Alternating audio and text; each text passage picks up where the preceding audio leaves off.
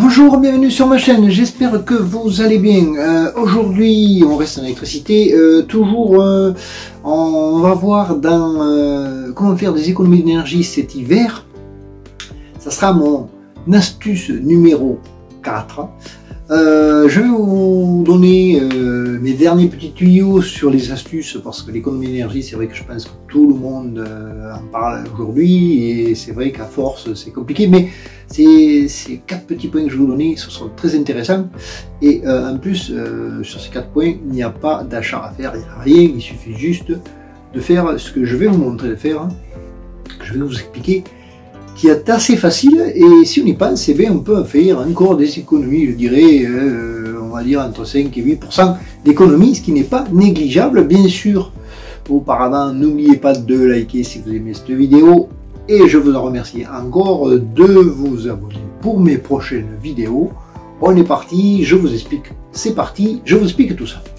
Dans l'économie d'énergie, sur les astuces, on va dire l'astuce numéro 4, je vais vous donner 4 petits points intéressants. Le premier point, c'est dans vos réfrigérateurs et dans vos congélateurs, il y a une chose qu'il faut penser à faire. Moi je dirais, allez, minimum une fois par an ou 2 fois quand vous le pouvez, en fonction de comment il fonctionne, qu'est-ce que vous avez comme appareil dans un réfrigérateur, c'est dans le congélateur.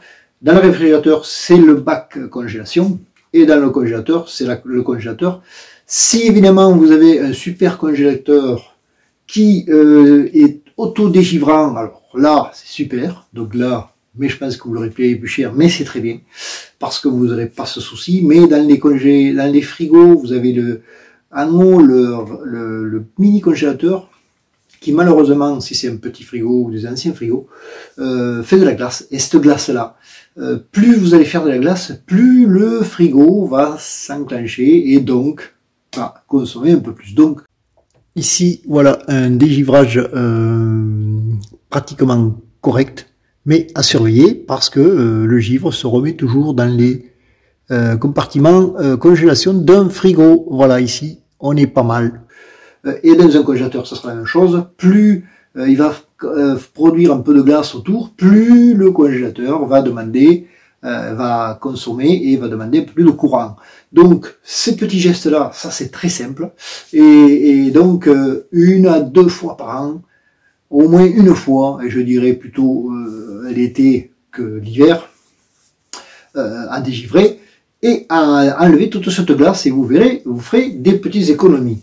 Le deuxième point, c'est, et ça c'est un point aussi assez important, pareil je pense à faire plutôt l'été et le printemps, c'est le nettoyage de vos radiateurs à eau chaude ou radiateurs électriques. Alors bien évidemment, vous les nettoyez quand vous n'utilisez pas, hein, et notamment pour les radiateurs électriques, hein, il faut pas qu'ils soient raccordés.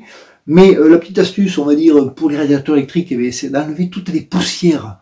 Ici, pour mes radiateurs électriques, vous voyez tout ça, ici, je passe un coup de soufflette, bien comme il faut, ici et dessous aussi, dessous le radiateur, c'est important aussi, bien comme il faut, ça, avec un bon souffleur ou un bon aspirateur, des deux côtés, on souffle et on aspire, comme ça vous êtes sûr d'avoir tout enlevé.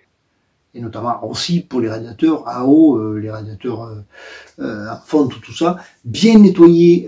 Donc si c'est radiateur en fonte, en acier, ça c'est nettoyage avec une éponge très peu humide, bien nettoyée. Bien enlever toutes les poussières que vous avez dans ces appareils qui malheureusement les emmagasinent, hein, même quand vous nettoyez nickel votre appartement, il y a toujours des poussières, et ces poussières viennent toujours se coller parce que comme il y a de la chaleur, ça crée un mouvement et ça vient se coller sur les appareils, donc ces radiateurs là, et donc nettoyer ça, on va dire c'est pareil quoi, 1 à 2 fois par an, minimum une fois au moins, et vous verrez que là aussi, ben, vous ferez des petites économies.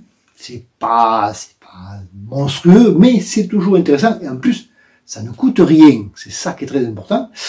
Donc, si vous pensez à ça, ça serait très bien. Le troisième point, qui est aussi important, mais dont on ne fait pas toujours attention, là où on va dire, chauffer les pièces, on a des portes, et souvent les portes sont ouvertes. Pensez à fermer vos portes. Surtout là où il y a des pièces que vous n'allez pas souvent et que vous allez chauffer moins, ou pas du tout, ça c'est votre choix après.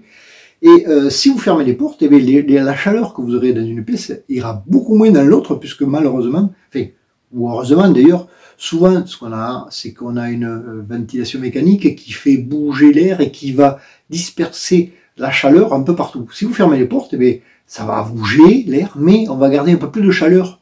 Pourquoi ? Eh bien parce que la chaleur monte. Parce que forcément, vous allez me dire, sous les portes, il y a toujours un passage d'air. Hein. Mais comme la chaleur monte, on la gardera un peu plus dans les pièces. Et on aura toujours cette circulation d'air qui passera dessous. Et donc, le quatrième et dernier point pour mon astuce numéro 4, c'est une chose aussi que vous avez dû faire sûrement, mais qu'il faut vérifier. Parce que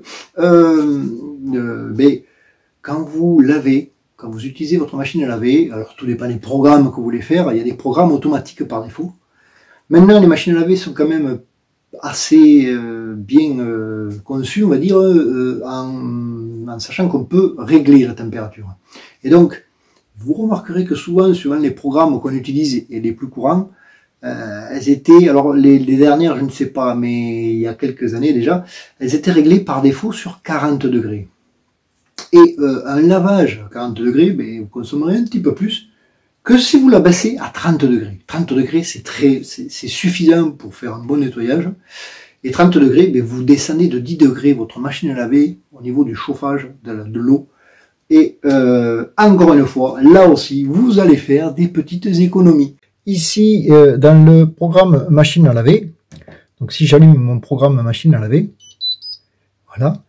Ici, donc, je prends n'importe, allez, on va dire, je prends le numéro 3. Le numéro 3, par défaut, il va me mettre un temps de lavage. Alors, c'est une machine assez récente, donc je peux gagner au niveau du gain. Mais ici, si je regarde la température, vous voyez, il m'a mis 40 degrés. Le lavage, je pense à 40. Et donc, à 40, moi, je peux descendre, vous voyez, en appuyant dessus, et je le mets à 30. Et à 30 degrés, je fais des économies. Voilà, c'était ma quatrième et dernière astuce au niveau des économies d'énergie. Merci de me suivre. N'oubliez pas de liker si vous avez aimé cette vidéo. Et je vous en remercie encore de vous abonner pour mes prochaines vidéos. Allez, merci, au revoir à tous, à la prochaine.